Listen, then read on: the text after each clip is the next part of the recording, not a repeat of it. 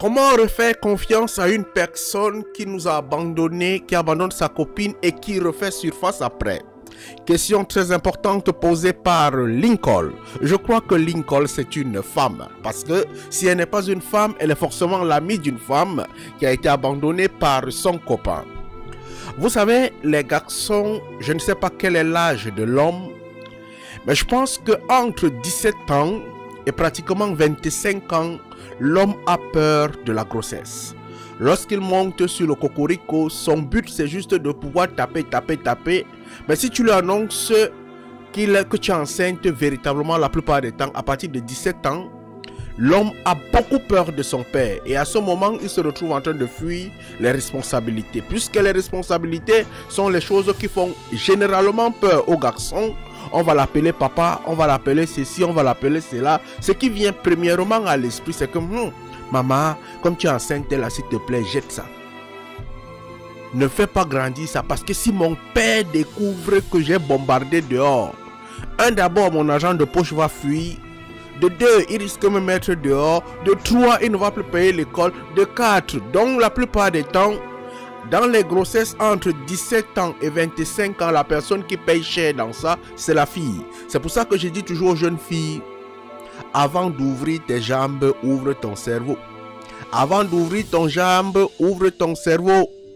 L'homme, lui, il ne calcule pas le cycle mensuel. C'est à toi de calculer ton cycle mensuel. L'homme, lui, si tu as ouvert, il n'y a pas le sang, il entre dedans, il plonge et il fait ce qu'il a à faire.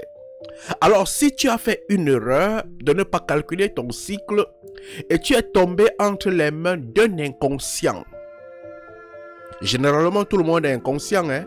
Il t'a bombardé et qu'il a eu peur de cette responsabilité, il a fui. Il faut comprendre la personne sur plusieurs options. Il est revenu comment? Est-ce qu'il est revenu comme un bon papa? Est-ce qu'il est venu demander les excuses? Est-ce que la personne est venue demander les excuses à tes parents? Est-ce que la personne a suivi un certain processus pour pouvoir te demander les excuses? Parce que forcément, si tu es tombé enceinte de lui, ça ne t'a pas affecté seul. Ça a aussi affecté tes parents. Mais est-ce qu'il a suivi le processus qui va avec? S'il a suivi le processus qui va avec, il a causé avec tes parents, il a demandé toutes les excuses, à un certain niveau, celui-là peut être pardonné. Mais comment est-ce que celui-là est revenu? Il est revenu simplement parce qu'il a entendu qu'il a un enfant, parce qu'il est parti là-bas dehors, il a tchoukou, il cherchait l'enfant, l'enfant ne venait pas. Il a tchoukou encore, l'enfant ne venait pas. Il a fini par comprendre qu'il y a un que j'avais fui là-bas, c'est la malédiction qui est en train de me frapper ici. Donc à un certain niveau, je vais évoluer, croyez-vous, laisse Lincoln.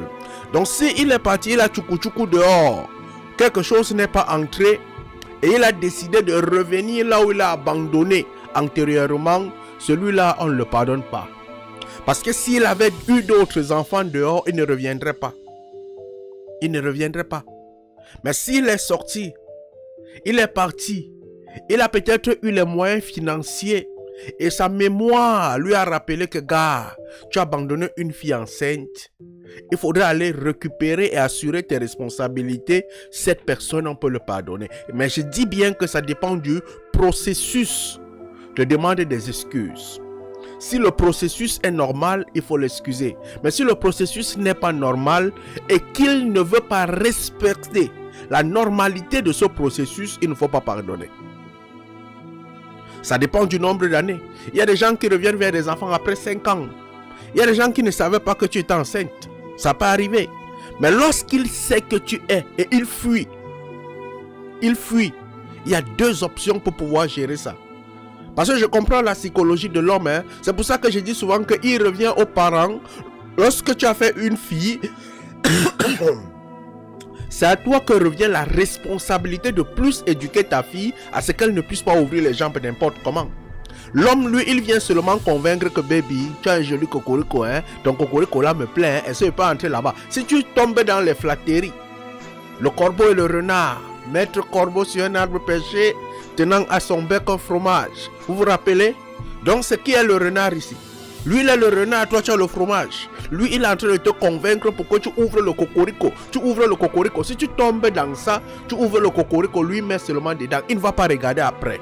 Donc, il te revient, toi, la jeune fille, d'être intelligente, assez ouverte d'esprit pour pouvoir comprendre que mon cocorico que j'ai là, c'est moi qui va rester avec la grossesse, c'est pas une autre personne. Donc pour moi, dans ce cadre-là, j'ai donné 2 options pour pouvoir excuser une personne qui a abandonné un enfant qui est parti. Il y a des gens qui sont comme ça. Mais s'il a abandonné, il est parti, ça n'a pas marché. Il est revenu. Maman, oh, il faut punir, hein? Il faut punir. D'ailleurs, ce n'est même plus à toi qui doit demander les excuses. Il doit demander les excuses à son enfant.